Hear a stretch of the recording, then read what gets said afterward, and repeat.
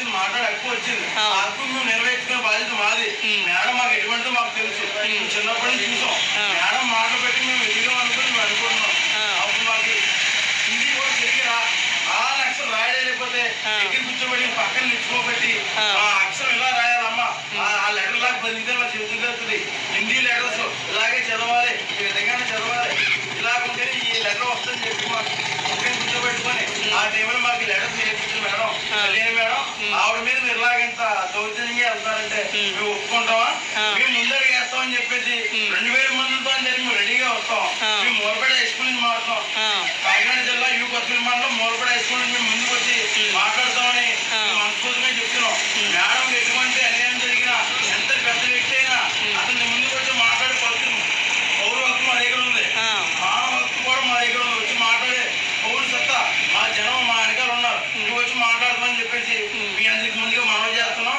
మీరు ఎటువంటి ఆవిడిచ్చిన హక్కును మీరు తీసుకోకపోతే, ఆవిడిచ్చిన కంప్లైంట్ మీరు విత్డ్రా చేయకపోతే మేము వచ్చి ముందుకు వచ్చి మాట్లాడతాం. కలెక్టర్ ఆఫీసే కాదు, మేము డైరెక్ట్ సీఎం దగ్గర కూడా వెళ్ళే అవకాశం కూడా కల్పించుకొని అవకాశం తీసుకొని సీఎం దగ్గరికి వెళ్తాం. లేకపోతే మీకు అంత ఇబ్బందిగా ఉంటే మేడం మూలపేటలోనే కోచింగ్ చేయండి. మీకు అన్ని స్కూళ్ళకి ఇబ్బందిగా ఉంటే మూలపేట హై స్కూల్కి మేడం టీచర్ కింద ప్రమోట్ చేసి మా మేడం మూలపేట హై స్కూల్కి ఇవ్వండి. మరీ చక్కగా తగ్గుతారని చెప్పేసి మేడం మీద అవమానంతో పిలిపించుకుంటున్నాం.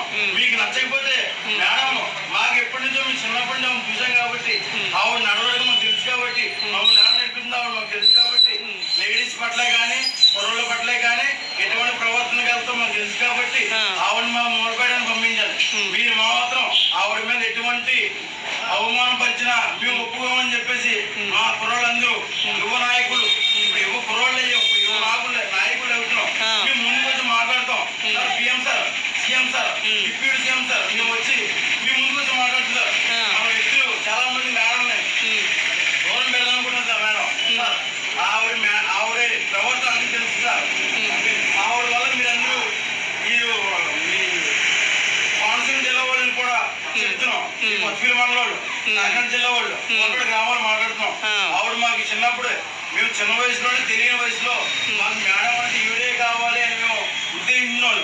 ఆవిడ మీద మీరు ఎటువంటి అపచారాలు చేసినా ఏమి చేసినా మేము ముందు అడిగేస్తాం, మేము ముందు నడుపుతాం, నేను మాట్లాడుతున్నాను అని చెప్తున్నాం. ఎటువంటి ఆపచనాలు ఉన్న మేడం మీ సపోర్ట్ చేసే బాధ్యత మాది.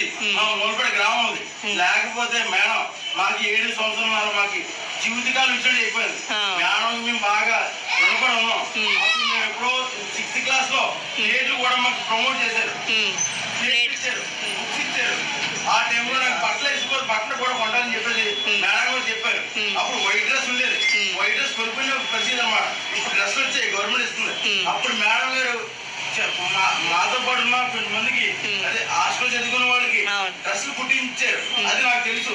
నాతో ఉన్న ఫ్రెండ్స్ 5 ఉన్నారు. దాంట్లో రామకృష్ణ, నానిబాబు, అలాగే ఒక 3-4 పేర్లు ఉన్నాయి.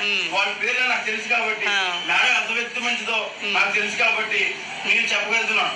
అలాగే మేడం మీరు ఎటువంటి ఆవిడ మీద ఎటువంటి అపచారాలు చేసినా, అభివృద్ధులు చేసినా